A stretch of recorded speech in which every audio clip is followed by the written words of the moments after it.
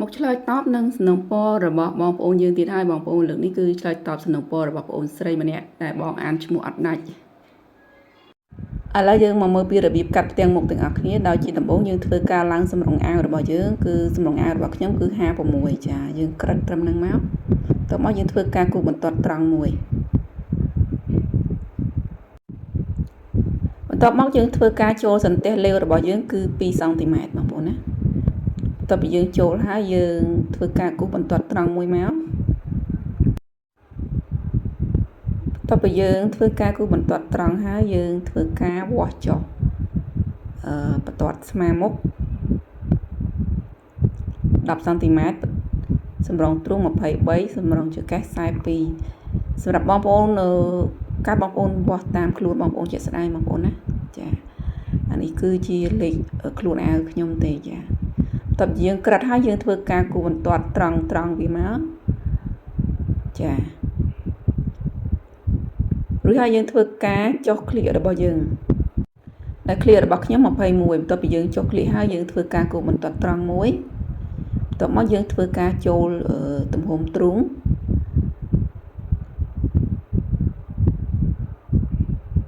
ទំហំចង្កេះទំហំត្រគាកតោះមកយើងធ្វើការគូសភ្ជាប់ពីបន្ទាត់ទ្រូងមកបន្ទាត់រៀងឬក៏បន្ទាត់ចង្កេះបន្តមកទៀតយើងធ្វើការគូសភ្ជាប់ពីបន្ទាត់ចង្កេះមកបន្ទាត់ត្រគាកចាបន្តមកយើងធ្វើការចូលជីបធំរបស់យើងគឺខាងលើ8លេខកណ្ដាល7លេខនិងខាងក្រោម8លេខចាកន្លែងនេះដែរបងប្អូនណាអញ្ចឹងសុំរៀងលឿនតិចទៅខ្ញុំអត់បានបញ្យល់ក្បោះក្បាយទេបើបងប្អូនចង់បានក្បោះក្បាយបងប្អូនទៅមើលវីដេអូចាស់របស់ខ្ញុំខ្ញុំធ្វើការប្រាប់មួយចាសម្រាប់វីដេអូនេះសូមលឿនបន្តិចដោយសារវាបង្ហាញកន្លែងហ្នឹងគឺច្រើនដងហើយបងប្អូនណាចាវីដេអូមួយនេះគឺខ្ញុំផ្ដោតទៅលើម៉ូដកអាវហើយនឹងម៉ូដទាំងមុខដោយទាំងមុខគឺគាត់ដាក់លេហើយនឹងមាន2ជាន់កអាវ2ជាន់ហើយចុងជើង2ជាន់ចាអញ្ចឹងសំខាន់គឺខ្ញុំផ្ដោតទៅលើម៉ូដកអាវហើយនឹងម៉ូដអាវលើមុខតែប៉ុណ្ណោះបងប្អូនណាចាកន្លែងគូសជីបរៀងនេះគឺសូមកាត់ខ្លីៗចាកន្លែងនេះយើងធ្វើការ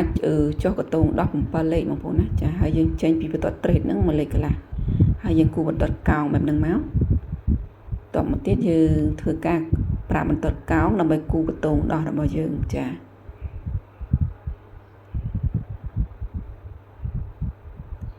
តមកយើងធ្វើការរកជីបតុយរបស់យើងដែលយើងយកប្រវែងដែលនៅសល់ចែកជា2ឲ្យស្មើគ្នាហើយយើងនឹងបានបន្ទាត់ត្រង់មួយតមកយើងធ្វើការចេញជីបម្ខាង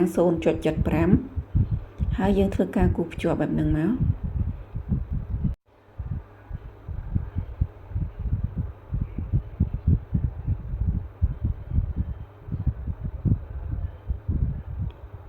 រួចរាល់ហើយយើងធ្វើការចូលស្មាកន្លែងចូលស្មានេះគឺយើងចូលពីបន្ទាត់សន្ទះលេវទៅបងប្អូនណាមិនមែនចូល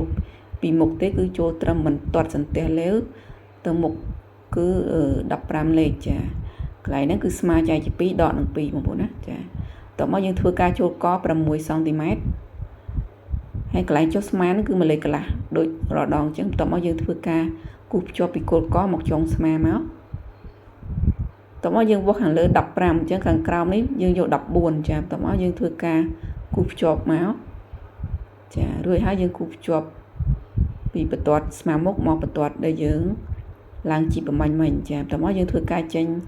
កតងដោះរបស់យើងគឺ6សង់ទីម៉ែត្រតោះមកយើងគូសភ្ជាប់មកបន្ទាត់2នេះគឺត្រូវស្មើគ្នាបងប្អូនណាចា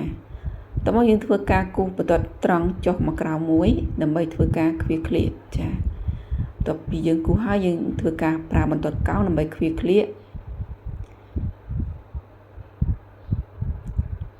កន្លែងនេះខ្ញុំប្រើបន្ទាត់កោងដើម្បីគូសភ្ជាប់ជីបតុយរបស់យើងកោងទៅក្លៀកចាតោះមកយើងធ្វើការគូសកតងដោះខាងលើរបស់យើងមកចាកន្លែងកតងដោះហ្នឹងយើងត្រូវការប្រើបន្ទាត់កោងបងប្អូនណា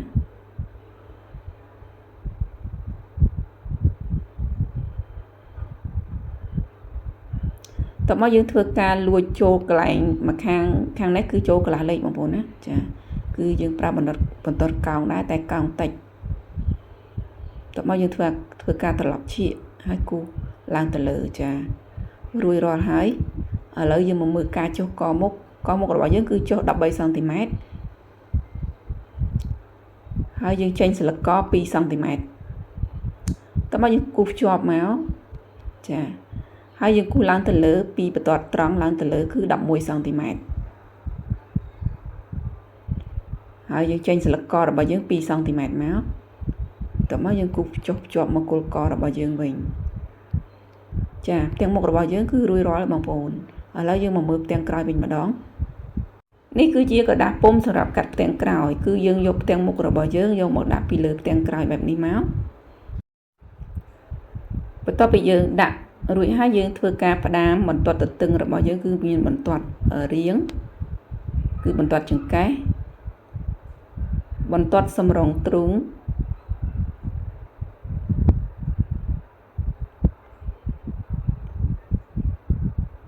បន្ទាត់ក្លៀកសម្រងក្លៀកបងប្អូនចាបន្ទាត់ស្មាមុខ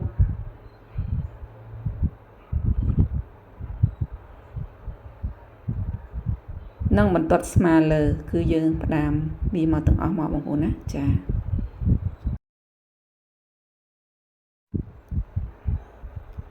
បន្ទាប់ពីយើងផ្ដាមរួចហើយយើងធ្វើការកាត់កន្លែងតាមគំនូរចំហៀងខ្លួននេះបងប្អូនចាគឺយើងកាត់ទាំងមុខនិងទាំងក្រោយគឺយើងដាក់ឲ្យត្រូវគ្នាហើយយើងធ្វើការកាត់ក្នុងពេលតែមួយគឺយើងកាត់ទាំងមុខនិងទាំងក្រោយតែម្ដងចាគឺយើងកាត់ត្រឹមបន្ទាត់ក្លៀកបងប្អូនណាចាកាត់ត្រឹមនឹងមកបន្ទាប់មកយើងធ្វើការដកផ្ទាំងមុខរបស់យើងចេញមកកន្លែងនេះខ្ញុំភ្លេចបងប្អូនគឺមុននឹងយើងកាត់ផ្ទាំងក្រោយគឺយើងត្រូវបត់ផ្ទាំងមុខហ្នឹងត្រឹមសន្ទះលេវសិនបងប្អូនណាទើបយើងយកទៅដាក់កាត់ពីលើផ្ទាំងក្រោយបងប្អូនកន្លែងនេះខ្ញុំភ្លេចបងប្អូនណាចាដោយសារទម្លាប់កាត់តែអាវរឹតខ្នងបងប្អូនទៅពេលមកកាត់អាវលេមុខទៅវាចង់ភ្លេចចាអញ្ចឹងយើងធ្វើការជាទាំងក្រោយចោលបន្ថែមទៀតបងប្អូនណានេះគឺយើងជាតាមគំនូរនឹងមក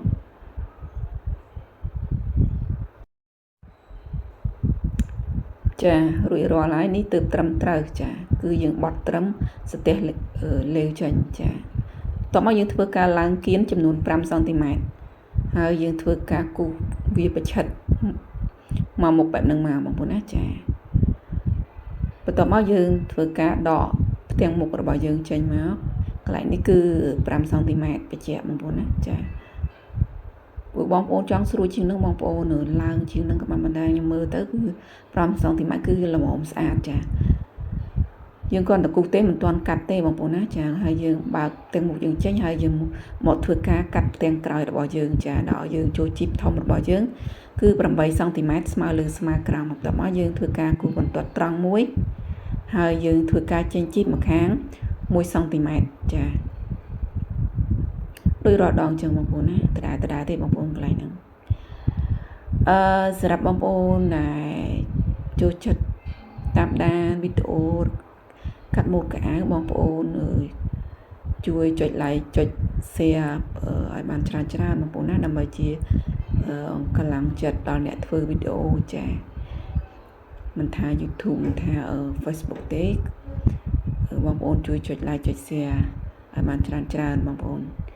ចាកន្លែងនេះគឺយើងចូលជីបតូចចាត្រាទេគឺម្ខាង 0.75 ខាងក្រោយលឿននេះបងប្អូនទាំងក្រោយអត់មានអីពិបាកទេបងប្អូនគឺដដែលម៉ូដខុសគ្នាតែផ្ទាំងមុខឯងបងប្អូនណាចាកន្លែងនេះគឺយើងធ្វើការចូល1សង់ទីម៉ែត្រចាចូល1សង់ទីម៉ែត្រកន្លែង1សង់ទីម៉ែត្រដែលយើងចូលនោះគឺយើងនៅពេលដែលយើងកាត់ហើយយើងត្រូវជា1សង់ទីម៉ែត្រនឹងចោលបងប្អូនចាសាច់ដែលយើងត្រូវជាចោលចាបន្ទាប់ពីយើងចូល1សង់ទីម៉ែត្រហើយយើងវាស់ចូលស្មាក្រោយរបស់យើងមក17សង់ទីម៉ែត្រកន្លែងហ្នឹងគឺស្មាចែកជា2បងប្អូនណាគឺយើងវាស់ពីបន្ទាត់ដែលយើងជាចោលបងប្អូនមិនមែនវាស់ពីក្រៅទេហើយកន្លែងនេះយើងវាស់ស្មាមុខប្រហែលយើងមកដាក់ស្មាក្រោយប៉ុណ្្នឹងដែរដូចគ្នាហើយយើងចុះស្មាក្រោយ1លេខកន្លះដូចគ្នាចា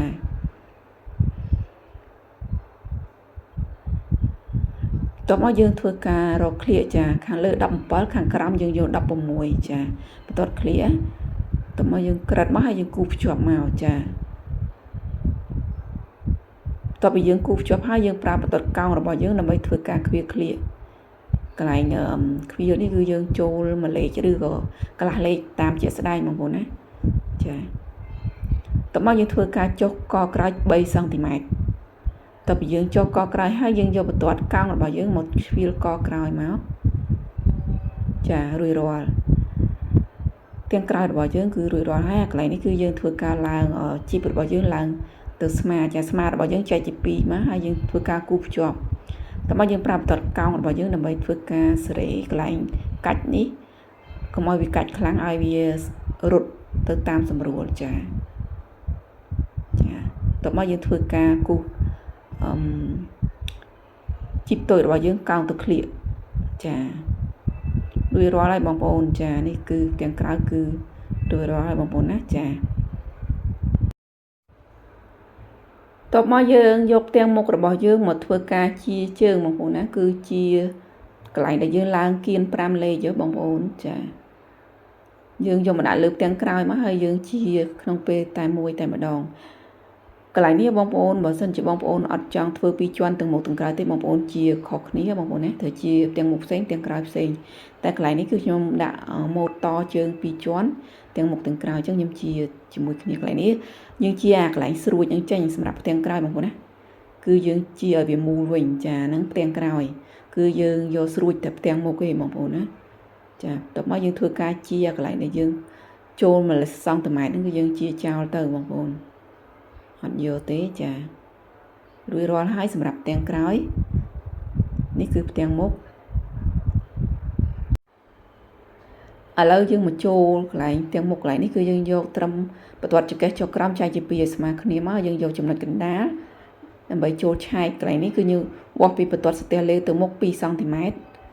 ហើយយើងគូសភ្ជាប់ពី2សង់ទីម៉ែត្រហ្នឹងទៅចំណុចពាក់កណ្ដាលហ្នឹងមកចាគឺបែបនេះកន្លែងនេះយើងឆែកមុខបងប្អូនចាគឺមានទម្រង់បែបហ្នឹងបងប្អូនណាចានេះគឺផ្ទាំងមុខនិងផ្ទាំងក្រោយរបស់យើងដែលយើងកាត់រួចរាល់ហើយគឺមានទម្រង់បែបហ្នឹងបងប្អូនណាឥឡូវយើងចូលដល់វគ្គម៉ូតរបស់យើងវិញម្ដងកន្លែងជើងនេះគឺយើងត្រូវដាក់2ជាន់បងប្អូនទៅហ៎កន្លែងនេះដាក់2ជាន់អញ្ចឹងខ្ញុំប្រើក្រដាសពណ៌ផ្កាឈូកដើម្បីឲ្យបងប្អូនងាយស្រួលមើលចាយើងចេញពីផ្ទាំងខ្លួនអាវរបស់យើង2សង់ទីម៉ែត្របងប្អូនណាយើងចេញកន្លែង2ជាន់ចាគឺយើងចេញ2សង់ទីម៉ែត្រពីជ្រុងហ្នឹងគឺ2សង់ទីម៉ែត្រដូចគ្នាអញ្ចឹងមកតើមកយើងធ្វើការគូសបន្ទាត់ត្រង់មកចាតើមកយើងធ្វើការកាត់វាមកចានេះគឺជាម៉ូតត2ជាន់របស់យើងសម្រាប់ផ្ទាំងមុខបងប្អូនណាគឺមានទម្រង់បែបហ្នឹងឥឡូវយើងមើលពីកន្លែងដែលយើងត្រូវត2ជាន់សម្រាប់កអាវរបស់យើងវិញម្ដងគឺយើងយកផ្ទាំងតួអាវរបស់យើងមកដាក់ពីលើកណាត់របស់យើងបែបហ្នឹងមកបន្ទាប់មកយើងធ្វើការចេញ2សង់ទីម៉ែត្រចាកន្លែងហ្នឹងយើងគូសត្រង់ហើយយើងចេញ2សង់ទីម៉ែត្រពីស្លឹកកខ្លួនអាវរបស់យើងហើយយើងគូសប្រឆិតទៅក្រោមបែបហ្នឹងមកបងប្អូនណាចាងាយទេបងប្អូនអត់មានអីពិបាកទេបងប្អូនណោះចាបន្ទាប់មកយើងធ្វើការកាត់មកអាកន្លែងជើងខាងក្រោមនេះបងប្អូនជាប្រឆិតវាបន្ថែមទៀតបងប្អូនណានេះកន្លែងគំនូសខ្មៅនេះបងប្អូនចាខ្ញុំថតដែរតែអត់ភ្លេចចុចបងប្អូនចាគឺយើងជាបែបហ្នឹងមកបងប្អូនណាចាការកាត់របស់យើងគឺរួចរាល់បងប្អូននេះគឺទាំងមុខរបស់យើងចាគឺមានទម្រង់បែបហ្នឹងបន្ទាប់មកយើងធ្វើការភ្ជាប់កអាវរបស់យើងមកចានេះគឺជាទម្រង់កអាវដែលយើងភ្ជាប់គ្នារួចគឺមានទម្រង់បែបហ្នឹងបងប្អូនណាបន្ទាប់មកយើងធ្វើមកមើលម៉ូតអាវរបស់យើងមើលតើស្រស់ស្អាតដែរទេចាបងប្អូនចានេះគឺជាម៉ូតអាវរបស់យើងដែលយើងធ្វើការភ្ជាប់កអាវហើយគឺមានទម្រង់បែបហ្នឹងការបង្ហាញជូនពីរបៀបនៃការកាត់ម៉ូតអាវមួយនេះគឺមានតែប៉ុណ្្នឹងទេអរគុណច្រើនចំពោះការតាមដានទស្សនារបស់បងប្អូនតាមពីដើមដល់ចប់ជូនពរបងប្អូនជួបតែសំណាងល្អរកទទួលទានមានបានហេងគ្រប់ក្រុមគ្រួសារជម្រាបលា